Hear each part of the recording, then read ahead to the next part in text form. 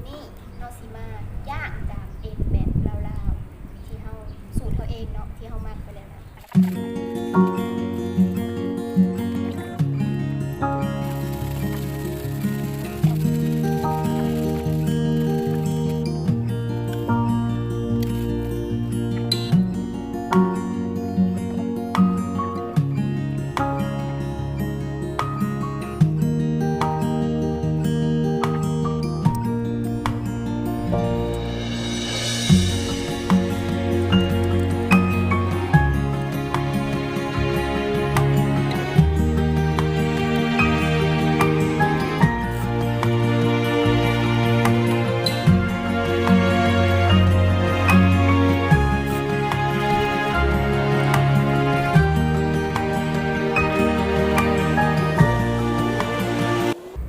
หอมๆพี่น้อง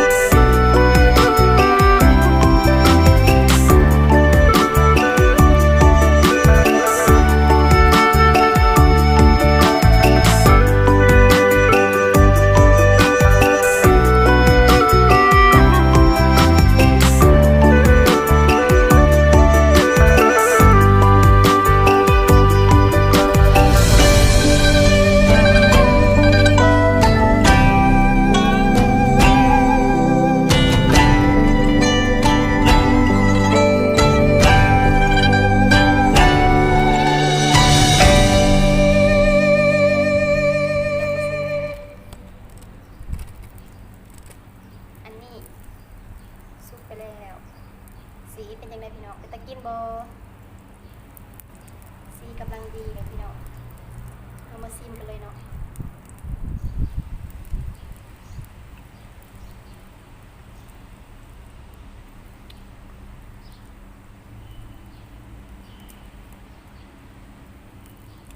แซ่บพี่น้องแซ่บแซ่บอีหลีเด้นัว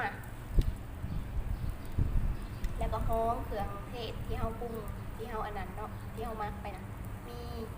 ตะไคร้กระเทียมเนาะแล้วก็เครื่องปรุงเดี๋ยวเป็นบอก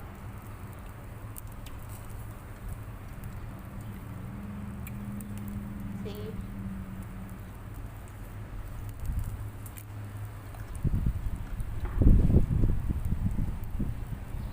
มันก็จะประมาณนี้แหละพี่น้อง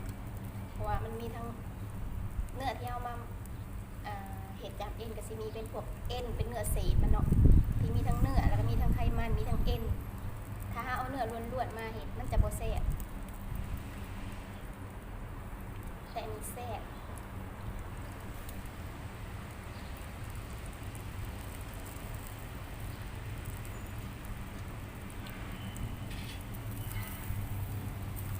แล้วก็มีเนยเนาะ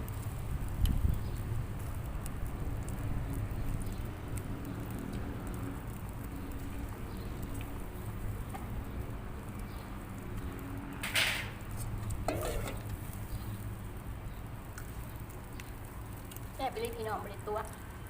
กำลังดีเลยมีรสหวานหน่อยหนึ่ง